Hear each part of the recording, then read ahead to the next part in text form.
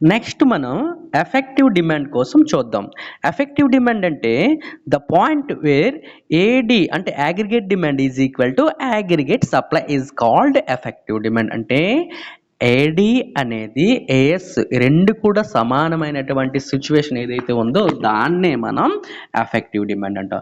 ఇందాకలా మనం ఏఎస్పి అనేది ఏడిపి అనేటటువంటిది రెండు సపరేట్గా బాక్స్లు వేసి చూపించాం టేబుల్లో.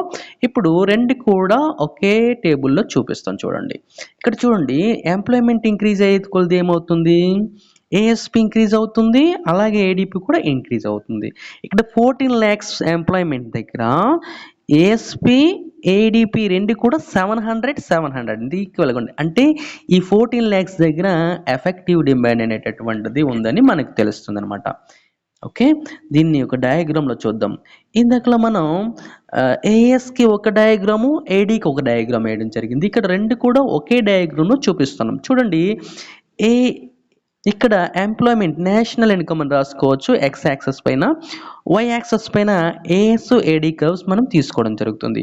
ఇక్కడ 0 నుంచి ఇలా చూసుకుంటే 0 నుంచి ఇది ఏఎస్ అనేటటువంటిది పైకి ఇలా ఒక దగ్గరికి వెళ్ళి ఒక వెర్టికల్గా అలాగా ఉంటుంది అనమాట. ఇందాక చెప్పిన లా ఆఫ్ వేరియబుల్ ప్రపోర్షన్ దీనికి అప్లికబుల్ అవుతుంది అనమాట. నెక్స్ట్ ఏడి కర్వ్ ఈ పై నుంచి చూసుకుంటే ఇక్కడ ఏఎస్ ఏడి అనేటటువంటివి పాయింట్ ఈ అనేటటువంటి పాయింట్ దగ్గర ఏమైంది, ఇంటర్సెక్ట్ అయ్యాయి. ఇక్కడ ఈక్లిబ్రియం పాయింట్ అనేటటువంటిది ఏర్పడింది. సమతుల్యంలో ఉన్నాయి రెండు కూడా, ఏడి అనేది ఏఎస్ అనేది రెండు కూడా ఈక్లిబ్రియంలో ఉన్నాయి అని ఈ గ్రాఫ్లో చూడొచ్చు అనమాట. అంటే లెవెల్ ఆఫ్ ఫుల్ ఎంప్లాయ్మెంట్ కంటే ఇది తక్కువగా ఉన్నప్పుడు లెవెల్ ఆఫ్ ఫుల్ ఎంప్లాయ్మెంట్ చూడండి, ఎఫ్ అనేటటువంటి పాయింట్ ఉంది కదా, ఇది లెవెల్ ఆఫ్ ఫుల్ ఎంప్లాయ్మెంట్. అక్కడికంటే ముందే కిందకు వచ్చేసరికి అక్కడికంటే ముందు అంటే ఫుల్ ఎంప్లాయ్మెంట్ కంటే ముందు ఈ యొక్క ఏఎస్ ఏడి గారు రెండు కూడా ఈక్లిబ్రియంలో ఉన్నాయి. దీన్ని కీన్స్ ఏమంటాడంటే అండర్ ఎంప్లాయ్మెంట్, అల్ప ఉద్యోగిత అని అంటాడు అనమాట. అల్ప ఉద్యోగిత సమతుల్యం, అండర్ ఎంప్లాయ్మెంట్ ఈక్లిబ్రియం అంటాడనమాట. ఇది ఇక్కడ చూసుకుంటే దాని కింద ఒక కర్వ్ గీస్తే ఇక్కడ ఈవైయు అంటే ఇక్కడ ఎన్ అని రాసుకోవచ్చు, ఎంఐనే మన ఇష్టం, ఏదైనా మనం ఏదో ఒక అక్షరం రాసుకోవచ్చు. ఓకే, నెక్స్ట్ ఇది C+I. సి అంటే ఏంటి, కన్జంప్షన్ ఎక్స్పెండిచర్ అంటే వినియోగ వ్యయం. ఐ అంటే ఏంటి, పెట్టుబడి వ్యయం, ఇన్వెస్ట్మెంట్ ఎక్స్పెండిచర్ అనమాట. అయితే ఇక్కడ వరకు డిమాండ్. ఇప్పుడు డిమాండ్ పెరిగితే కదా సప్లైని పెంచేటటువంటి అవకాశం ఉంటుంది అని చెప్తాడు. డిమాండ్ పెరగకుండా సప్లైని ఎవరైనా పెంచుతారా, ఎవ్వరు కూడా సప్లై పెంచరు. ఉన్నవే చల్లడం లేదు, సేల్ అవ్వట్లేదు, మరి సప్లై ఎందుకు పెంచరు. ఒకవేళ డిమాండ్ పెరిగితే సప్లై అనేటటువంటిది పెరుగుతుంది. కాబట్టి ఇక్కడ ఏం చేయాలి, డిమాండ్ పెరగాలంటే ప్రజల వద్ద డబ్బులు ఉండాలి. డబ్బులు ఉంటే కదా డిమాండ్ చేస్తారు. డబ్బులు లేకపోతే ఎవరైనా డిమాండ్ ఎక్కువగా చేయగలరా, చేయలేరు.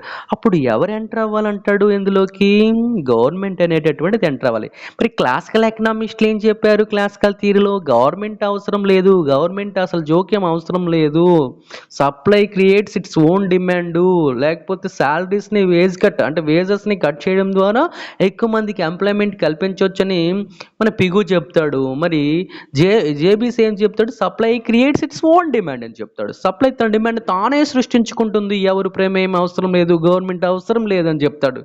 కానీ కీన్స్ అలా కాదండి, డిమాండ్ ఉంటేనే సప్లై పెంచేటటువంటి అవకాశం ఉంటుంది. వాళ్ళు సప్లై గురించి మాట్లాడారు, మనం డిమాండ్ కోసం మాట్లాడుతుంది కీన్స్. చూసుకుంటే డిమాండ్ అనేటిది పెంచాలి అంటే గవర్నమెంట్ అనేటటువంటిది ఇంట్లో ఎంటర్ అవ్వాలి, గవర్నమెంట్ ఎక్స్పెండిచర్ చేయాలి. ఇక్కడ చూడు, ఇక్కడ C+I ఉంది ఫస్ట్ది, ఏడి1 అంటే డిమాండ్ పెరగాలి పైకి, ఏడి నుంచి ఏడి1కి ఇలాగా డిమాండ్ కర్వ్ అనేటటువంటిది పైకి పెరగాలంటే గవర్నమెంట్ అనేటటువంటిది అందరికీ డబ్బులు కొన్ని స్కీమ్స్ ద్వారా డబ్బులు ప్రజలందరికీ, పేద ప్రజలందరికీ డబ్బులు అనేటటువంటి వెళ్ళేటట్లు చూడాలి, అందరికీ లోన్స్ అనేటటువంటి ప్రొవైడ్ చేయాలి. అప్పుడే ప్రజలందరి వద్దకి డబ్బులు వెళ్ళి అక్కడ డిమాండ్ అనేటటువంటి చేస్తారు. అప్పుడు డిమాండ్ అనేటటువంటి పైకి వెళ్తుంది. అక్కడ చూసుకుంటే ఎంప్లాయ్మెంట్ పెరుగుతుంది, ఏఎస్ పెరుగుతుంది. ఏఎస్ పెరగడం వల్ల ఎంప్లాయ్మెంట్ పెరుగుతుంది. ఎంప్లాయ్మెంట్ అనేటటువంటి ఫుల్ ఎంప్లాయ్మెంట్, ఇక్కడ వరకు ఫుల్ ఎంప్లాయ్మెంట్. ఇక్కడ చూడండి, ఎఫ్వై అనేటటువంటిది ఫుల్ ఎంప్లాయ్మెంట్, ఈవైయు అనేటటువంటిది అండర్ ఎంప్లాయ్మెంట్ అనమాట. ఓకే, అయితే ఇక్కడ మరి AD1కి చేరాలి అంటే ఇక్కడ new equilibrium point F. New equilibrium point దగ్గర AS AD అనేటటువంటిది AS అనేటటువంటిది ఇక్కడ న్యూ ఈక్లిబ్రియం పాయింట్ దగ్గర ఇంటర్సెక్ట్ అవ్వడం జరిగింది. రెండు కూడా ఇక్కడ ఫుల్ ఎంప్లాయ్మెంట్ ఉంటుంది అని ఎవరు చెప్తున్నారు?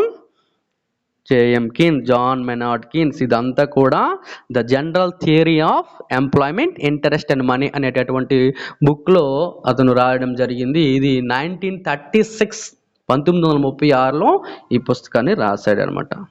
ఓకే, ఇది కీన్స్ థియరీ ఆఫ్ ఎంప్లాయ్మెంట్.